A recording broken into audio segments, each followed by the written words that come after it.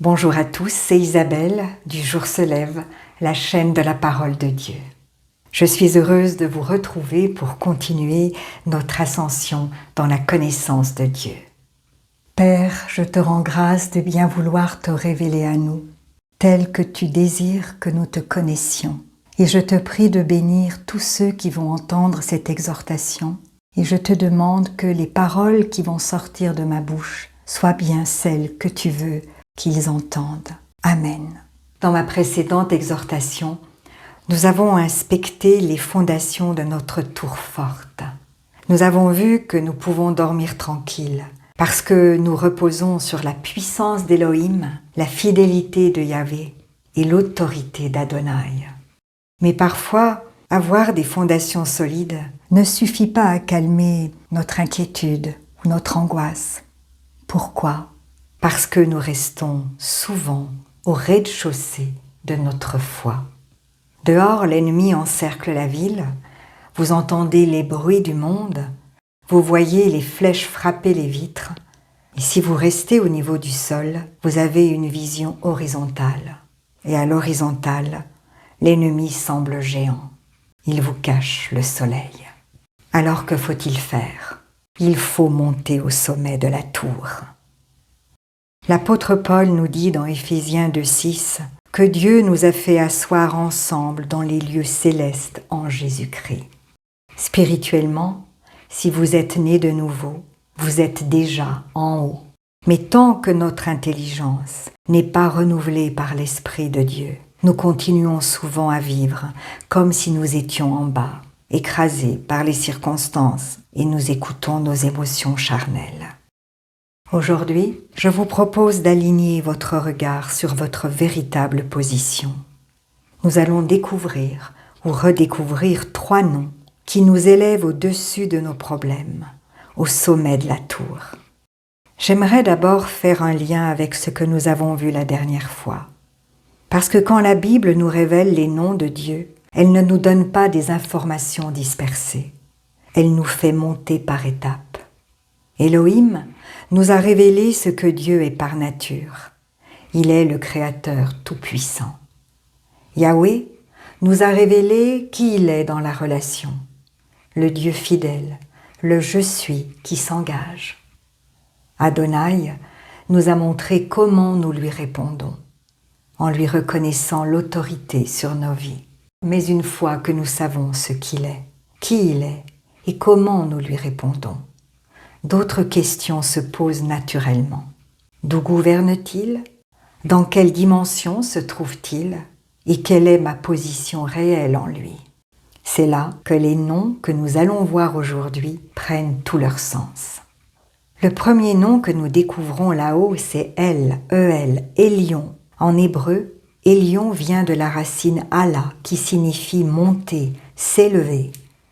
Ça signifie littéralement le Dieu très haut, le suprême, l'exalté. Une petite précision importante. Dans El Elion, le mot El vient de la même racine que Elohim. Autrement dit, c'est le même Dieu tout-puissant, mais Elion nous révèle où cette puissance s'exerce. D'en haut, au-dessus de tout. Ce nom apparaît pour la première fois dans Genèse 14. Abraham revient de la guerre. Il est fatigué. Et là, Melchisédek le bénit en disant « Béni soit Abraham par le Dieu très haut, El Elion, maître du ciel et de la terre. » Regardez la nuance. Elohim décrivait sa nature. Il est puissant. Elion décrit sa position. Il n'est pas seulement grand, il est au-dessus de tout. Au-dessus de toute autorité politique, administrative ou hiérarchique, au-dessus de toute puissance économique, financière ou sociale, et surtout, infiniment au-dessus de votre problème actuel. Elion ne décrit pas d'abord ce que Dieu fait, mais où il se tient. Comprenez bien ceci. El Elion n'est jamais présenté comme un Dieu qui lutte pour monter. Il n'a pas besoin de gagner une position. Il est déjà au-dessus. C'est pour cela que la Bible ne nous appelle jamais à faire descendre Dieu dans nos combats, mais à monter dans sa perspective. Quand vous priez El Elyon, vous ne demandez pas à Dieu de prendre de la hauteur. Vous prenez vous-même de la hauteur en lui. C'est ici que notre perspective doit changer. Nous passons trop de temps à regarder nos problèmes à hauteur d'homme. À l'horizontale, votre géant, cette maladie, cette dette, ce conflit familial, vous semble immense. Il prend toute la place. Mais si vous montez au sommet de la tour d'El Elyon, ce même géant ressemble à une fourmi, comme vue d'avion. Le psaume 91 nous dit « Celui qui demeure sous l'abri du Très-Haut, Elyon, repose à l'ombre du Tout-Puissant. » Et encore que si nous faisons du Très-Haut, Elyon, notre retraite, aucun malheur ne nous arrivera. Aucun fléau n'approchera de notre tente. Oh, on ne se réfugie pas dans ce qui est fragile. On se réfugie dans ce qui domine tout. Satan, lui, qui essaie de vous cribler, ne peut pas atteindre cette position. Quand vous priez El Elyon, vous ne demandez pas à Dieu de se battre à égalité avec lui. Vous lui rendez grâce en reconnaissant qu'il a déjà gagné parce qu'il domine tout. C'est ça le combat de la foi. Refuser de croire ce que mes yeux voient en bas pour croire ce que Dieu me fait voir d'en haut. Et cette position, Jésus la partage. L'ange Gabriel a annoncé « Il sera appelé Fils du Très-Haut ». Et Paul nous confirme dans Philippiens que Dieu l'a souverainement élevé au-dessus de tout nom. En Christ, vous n'êtes pas sous le problème, vous êtes assis avec lui en Elyon. Alors à la question « Quelle est sa position ?» que répondez-vous? La réponse « Il est le Très-Haut ». Il ne négocie pas avec l'ennemi, il le domine. Rien n'est au-dessus de lui et tout est sous ses pieds. Alors Dieu gère l'espace et la hauteur, mais il gère aussi une autre source de nos angoisses, le temps, où nous acceptons que Dieu soit au-dessus, mais nous avons du mal à accepter qu'il prenne son temps. Des cris d'attente et de détresse reviennent souvent dans les psaumes. Jusque à quand, Éternel, m'oublieras-tu sans cesse? Jusque à quand me cacheras-tu ta face? Et c'est ici qu'intervient le nom El Olam. Dans Genèse 21:33, nous voyons Abraham dans une période d'instabilité. Il y a des conflits de territoire, des alliances fragiles. Tout bouge autour de lui. Et que fait-il? Il plante un tamari, un arbre qui met des années à pousser. Et il invoque l'Éternel, le Dieu d'éternité, El Olam. Olam signifie le temps indéfini, l'éternité cachée. Au milieu de l'instabilité humaine, Abraham s'ancre dans la seule chose qui ne bouge pas, l'éternité de Dieu. Pourquoi sommes-nous si souvent stressés? Parce que nous sommes prisonniers de l'immédiat. Nous voyons la douleur de cette minute et souvent notre plus grande souffrance n'est pas le problème lui-même, mais le temps que Dieu prend pour agir. Nous disons « Seigneur, c'est trop long, tu es en retard ». Mais depuis le haut de la tour, El Olam voit toute la frise chronologique d'un seul coup d'œil. Il connaît la fin avant même que vous ayez lu le commencement. Courir vers El Olam, c'est dire « Seigneur, je suis stressé par le temps qui passe. Mais toi, tu tiens le temps dans tes mains. Je fais confiance à ton rythme parfait. Votre problème est temporaire. Votre Dieu est éternel. Alors, lequel des deux aura le dernier mot? Regardez Jésus. Il est la manifestation parfaite d'El Olam. Il a dit aux religieux « Avant qu'Abraham fût, je suis ». Il revendique cette existence hors du temps. C'est pourquoi Hébreux 13:8 est notre ancre. Jésus-Christ est le même hier, aujourd'hui et éternellement. Le passé ne le limite pas. L'avenir ne l'inquiète pas. Alors à la question « Quel est son rapport au temps ?» que répondez-vous? La réponse « Il est le Dieu d'éternité. Il voit la fin de mon histoire avant même que je lise le début. Il n'est jamais pressé et jamais en retard. » Nous savons maintenant que Dieu est en haut, Elion, et qu'il est éternel, Olam. Mais quand l'attaque est violente, nous avons besoin de savoir qu'il agit. Et c'est ici que Dieu révèle son titre le plus dynamique, cité plus de 250 fois dans la Bible. Yahvé Sabaoth, ou Tsebaoth, l'Éternel des armées. Tsebaoth désigne des troupes organisées en ordre de bataille. Et de quelles armées parle-t-on? Des myriades d'anges, des étoiles, des forces de la création. Il est important de comprendre ceci. Yahvé Sabaoth ne signifie pas que Dieu nous appelle à combattre sans cesse. Ça signifie que le combat principal n'est pas le nôtre. Trop de chrétiens sont épuisés parce qu'ils essaient de gagner des batailles que Dieu n'a jamais voulu leur confier.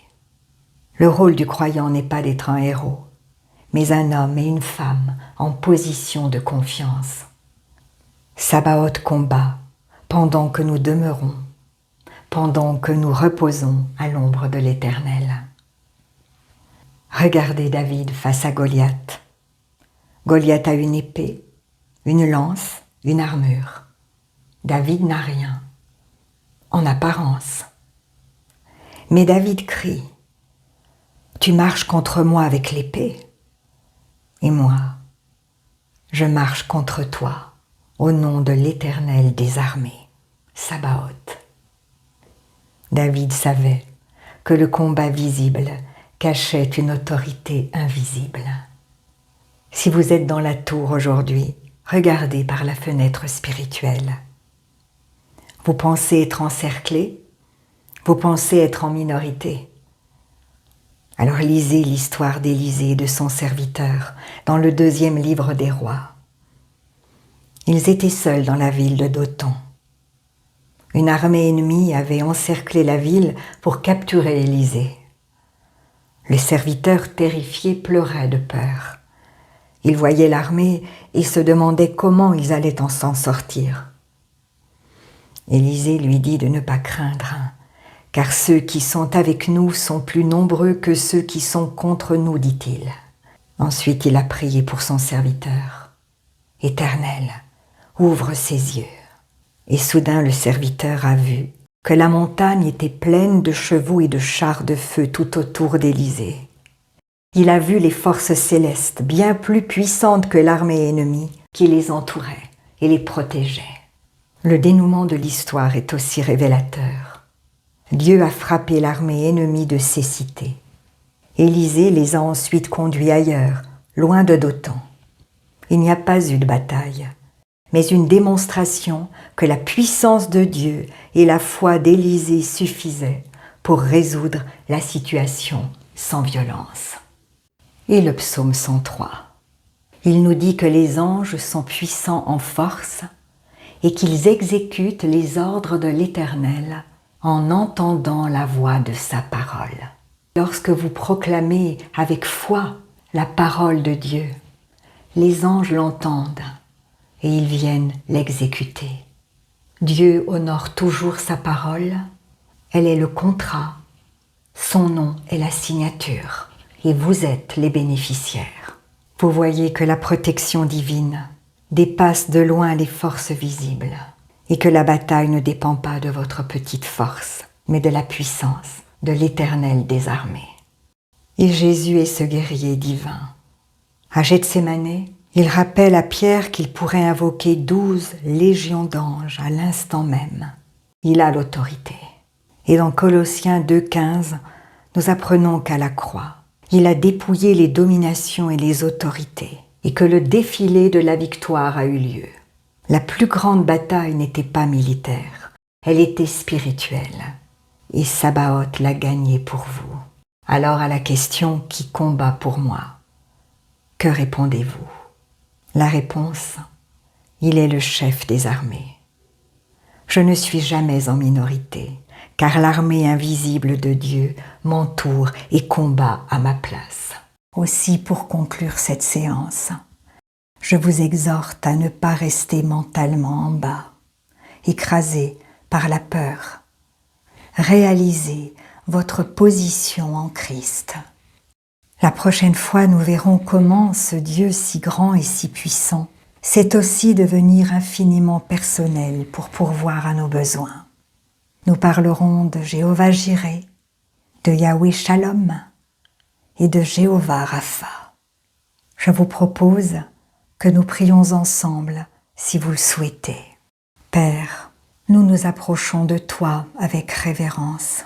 Nous te bénissons, car tu es Elohim, le Créateur tout-puissant. C'est toi qui as fait le ciel et la terre, et rien n'est trop difficile pour toi. Nous te louons, car tu es Yahweh, le Dieu fidèle qui s'engage envers nous. Tu es le grand Je suis, présent à chaque instant de notre vie. Nous nous soumettons à toi, Adonai, notre Maître et notre Seigneur. Nous confessons que nos vies t'appartiennent et que tu es le bon propriétaire de nos âmes. Et aujourd'hui, Seigneur, nous montons plus haut. Nous t'adorons comme El Elyon, le Dieu très haut. Nous déclarons que tu sièges infiniment au-dessus de nos problèmes, de nos ennemis et des puissances de ce monde. Nous nous ancrons en toi, El Olam, le Dieu de l'éternité. Quand tout change et tout tremble, tu restes le même, hier, aujourd'hui et éternellement. Et nous t'invoquons maintenant, comme Yahvé Sabaoth, l'Éternel des armées. Merci Seigneur, de déployer ta puissance en notre faveur et de combattre pour nos familles et nos destinées. Seigneur Jésus, toi qui portes tous ces noms en toi, sois glorifié dans nos vies. Nous ne craindrons aucun mal, car tu es avec nous. Amen. À toi, Seigneur, soit toute la gloire.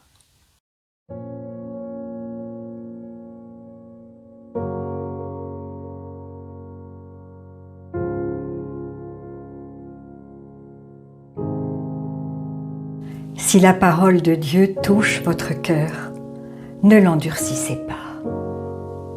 C'est Jésus qui se manifeste. Il vous dit, « Voici, je me tiens à la porte et je frappe.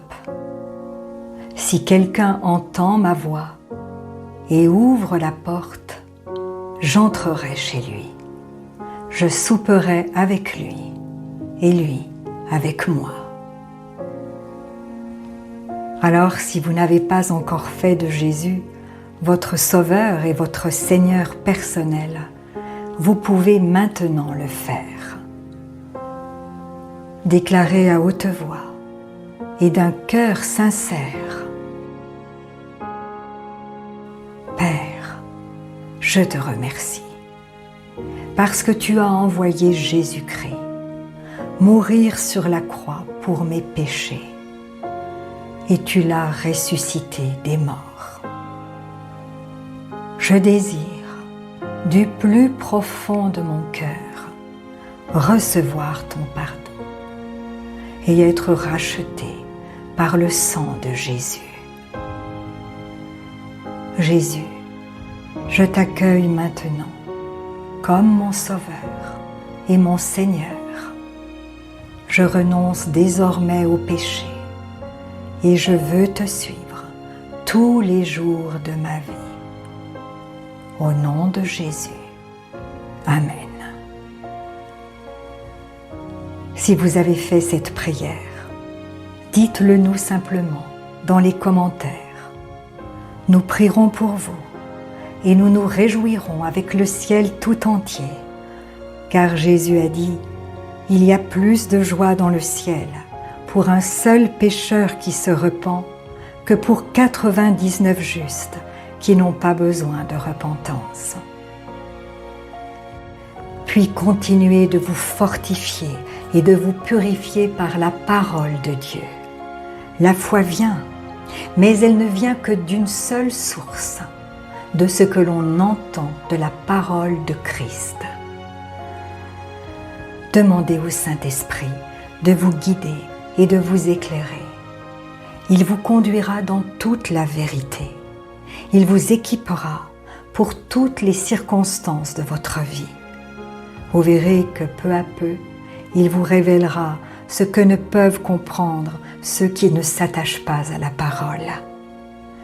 Car l'homme naturel n'accepte pas ce qui vient de l'Esprit de Dieu.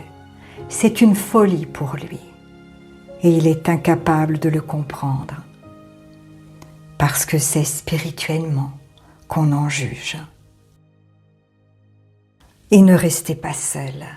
Trouvez une assemblée qui se nourrit de la parole et y est fidèle.